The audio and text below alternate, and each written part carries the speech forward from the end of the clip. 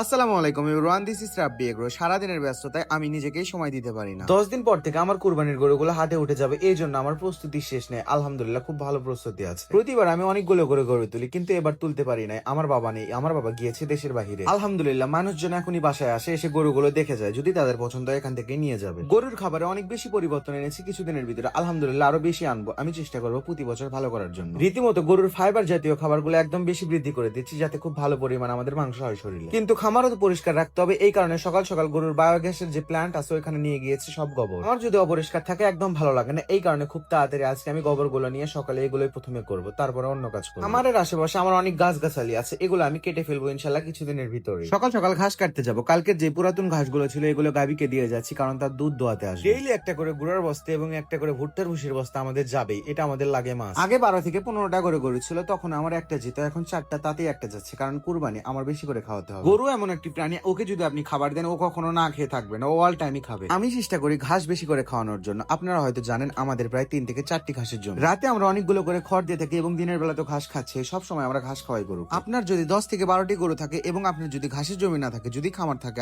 আপনার ডেইলি অনেক টাকা যাবে। 800 থেকে 1000 টাকার ঘাস আপনার কিনে খাওয়ানো লাগবে, এই জন্য আপনি চেষ্টা করবেন ঘাসের জমিতে ঘাস লাগানোর জন্য। খামার করতে 2টি শর্ত প্রথমে মানতেই হবে, একটি ঘাসের জমি এবং একটি খামারের যে প্লেস। দেখুন, খামার করার জন্য সবসময় ফাঁকা জায়গা সবচেয়ে বেস্ট, কারণ সেই জায়গায় বাতাস ঢোকে। বাইরের আবহাওয়াগুলো যদি স্পর্শ না করতে পারে গরুকে, তাহলে গরু একদম মোটা তাজা হবে না। গরুর রক্ত সঞ্চালন না বাড়লে কখনো তার শরীর বাড়বে না, এই কারণে রক্ত সঞ্চালন সবসময় বাড়াতে হবে গরু। এই জন্য আপনার সবসময় দানাদার খাদ্য দিলে হবে না, ঘাস দিতে হবে, অনেক কিছু দিতে হবে আপনার। প্রাকৃতিক উপায়ে গরুর যে খাবারগুলো থাকে সেগুলো যদি গরু খায়, এই কাজটি আরো ভালো হবে। এবং পারলে দিনে 2 থেকে 3 বার গরুর শরীর একটু ম্যাসাজ করে দিবেন বা একটু বুলিয়ে দিবেন, তাহলে জিনিসটা আরো বেশি ভালো হবে। কারণ ফার্মের গরু তো সবসময় বের করে না, ওই জায়গায় খায় এবং ওই জায়গায় ঘুমায়, এই কারণে তার এই সমস্যা হতে পারে। আমার যদি অধিক পরিমাণ জায়গা থাকতো আমি সবসময় তাদেরকে মাঠে ছেড়ে দিতাম, কিন্তু আমার পর্যাপ্ত পরিমাণ জায়গা নেই, এই কারণে আমি এগুলো করতে পারি না। ইনশাল্লাহ কোনো একদিন আমারও হবে। আমি চেষ্টা করি সবসময় গরুদের সাথে থাকার। যেমন আমাদের সবচেয়ে বড় গরুটি, এই গরুটি আমাদের টার্গেট আছে অনেক টাকা, আলহামদুলিল্লাহ আমরা হয়তো ইনশাল্লাহ পারবো এটি করতে। এই গরুটি সারাদিন ফার্মের ভিতরে ছোটাছুটি করে, এই কারণে তাদেরকে বড় দড়ি দিয়ে রাখছি, তার সারাদিন ছোটাছুটি করুক। একদম সারাদিনের জন্য এগুলোকে ছেড়ে রাখতে চাই আমি, কিন্তু আমার কাছে কোনো উপায় নেই। আমি যদি পারতাম করতাম এগুলো। এই জন্য যতগুলো গরু আছে সবগুলো গরুর দড়ি একদম বেশি বড়, আমি চেষ্টা করি সবসময় বড় দড়ি রাখার জন্য। আপনার গরুগুলো যদি ভালো হয়, মানে যদি একদম অ্যাটাক না করতে আসে, তাহলে আপনি চাইলে এগুলো করতে পারেন। আপনার গরুগুলো ভালো থাকবে, রক্ত সঞ্চালন একদম বেড়ে যাবে। যেমন এই গরু সবচেয়ে বেশি শান্ত এবং সবচেয়ে বেশি খারাপ। আমি কেন এই কথা বললাম, যখন এই রাগ ওঠে ও কাউকে চিনতে পারে না, ও একদম মারতে আসে, কিন্তু যখন ও ঠান্ডা থাকে ওর কাছে সবাই যেতে পারে, ও কিচ্ছু বলেন। আসলে প্রাণীকুলকে ভালোবাসলে আপনি হয়তো ভালোবাসা ফেরত পাবেন, যদি ওদের সাথে খারাপ ব্যবহার করেন ওরাও আপনার সাথে খারাপ আচরণ করবে। তাই যদি কখনো খামার করেন, প্রথমে এই প্রস্তুতি নিয়ে রাখবেন যে মানুষকে না, প্রাণীকেও ভালোবাসতে হবে। কুরবানিতে ইনশাল্লাহ সবাই একটি ভালো এমন লাভ করতে পারবেন, এটাই আশা করি। আজকের ভিডিওটি এই পর্যন্ত, সবাই আমাদের জন্য দোয়া করবেন। আসসালামু আলাইকুম।